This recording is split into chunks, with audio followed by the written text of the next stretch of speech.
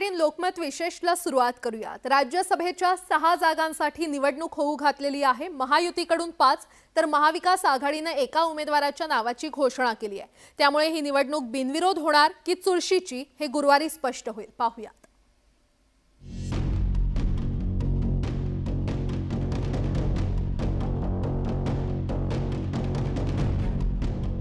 बुधवारी भाजपने राज्यसभेच्या उमेदवारांची यादी जाहीर केली।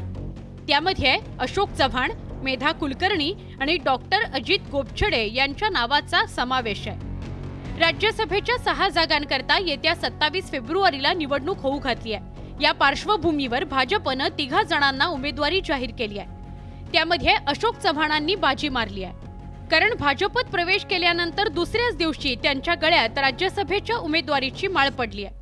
माझ्यासारख्या नवख्या म्हणणाऱ्या म्हणजे त्या पक्षामध्ये गेल्यानंतर ताबडतोब ही जबाबदारी माझ्यावर त्यांनी सोपवली, हा माझ्यावर टाकलेला फार मोठा विश्वास आहे असं माझं व्यक्तिगत मत आहे। आणि त्या विश्वासाला मी सार्थक ठरेन। भाजपाचं काम राज्यामध्ये अधिक वाढवण्यासाठी माझ्याकडून संपूर्ण सहकार्य आणि मदत आणि मेहनत निश्चित मी घेईन। खरे तर अशोक चव्हाण यांच्या भाजप प्रवेशावेळी त्यांना राज्यसभेची उमेदवारी दिली जाणार असल्याची चर्चा रंगलीच होती, पण त्यावेळी अशोक चव्हाण आणि उपमुख्यमंत्री देवेंद्र फडणवीसांनी बोलणं टाळलं होतं। पण अवघ्या 24 तासातच सगळं चित्र स्पष्ट झालं। भाजप राज्यसभा उमेदवारांच्या यादीत अशोक चव्हाणांनी अव्वल माजी आमदार मेधा कुलकर्णी आणि राष्ट्रीय स्वयंसेवक संघाच्या उमेदवारी देण्यात आली आहे। गेल्या विधानसभा निवडणुकीत चंद्रकांत पाटलांकरता मेधा कुलकर्णींना भाजपने उमेदवारी नाकारली होती। आता मेधा कुलकर्णींना राज्यसभेची उमेदवारी देऊन भाजपने त्यांची नाराजी दूर केली। जाण्याची संधी मिळाली आहे आणि तिथे मी प्रश्न मांडू शकीन आणि इतरही ज्या जबाबदाऱ्या मला ज्या पक्षाच्या माध्यमातून वेळोवेळी दिल्या जातील त्याही मी उत्तम प्रकारे पार पाडण्याचा नक्कीच प्रयत्न करीन। भाजपप्रमाणेच शिंदेंच्या नेतृत्वातील शिवसेनेनेही राज्यसभेकरता उमेदवारांची घोषणा केली आहे। नुकतंच काँग्रेसमधून शिवसेनेत दाखल झालेल्या मिलिंद देवरांना राज्यसभेची लॉटरी लागली आहे। महायुतीच्या या उमेदवार यादीवर महाविकास आघाडीच्या नेत्यांनी सडकून टीका केली।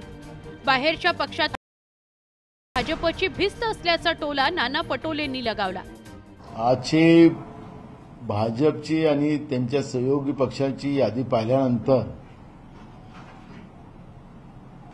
आम्हाला कीव येत आहे, कारण की भाजपजवळ ज्यांनी दर्या उचलून आतापर्यंत भाजप मोठा केला त्यांच्यासाठी जागा नाही। आम्ही काय करायचं, कोणाला तिकीट द्यायचं, कोणाला तिकीट नाही द्यायचं हा आमचा प्रश्न आहे, तुम्ही कोण ठरवणार? आणि आता मानसिक संतुलन बिघडल्यासारखं आम्ही काय करतोय, आम्ही काय करावं, काय करू नये याचे सल्ले आम्हाला निदान तुमच्याकडून तर नकोत। इकडे अजित पवारांच्या नेतृत्वातील राष्ट्रवादी काँग्रेसने प्रफुल्ल पटेलांना पुन्हा एकदा राज्यसभेची उमेदवारी दिली आहे। खरे तर त्यांच्या खासदारकीचा कार्यकाळ संपायला 3 वर्षांचा कालावधी बाकी असतानाही ही उमेदवारी देण्यात आली आहे। राष्ट्रवादी काँग्रेस पक्षातर्फे उद्या राज्यसभेच्यासाठी आम्ही प्रफुल्ल पटेल यांची निवड केलेली आहे आणि प्रफुल्ल पटेल हे राष्ट्रवादी काँग्रेस पक्षाचे उद्या अधिकृत उमेदवार त्या ठिकाणी असतील। राज्यसभेच्या 6 जागांकरता आतापर्यंत महायुतीने 5 तर महाविकास आघाडीकडून एका उमेदवाराची घोषणा करण्यात आली आहे।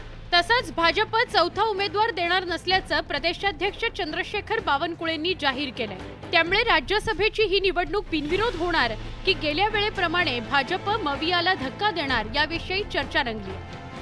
Bureau report, news 18 Lokmat.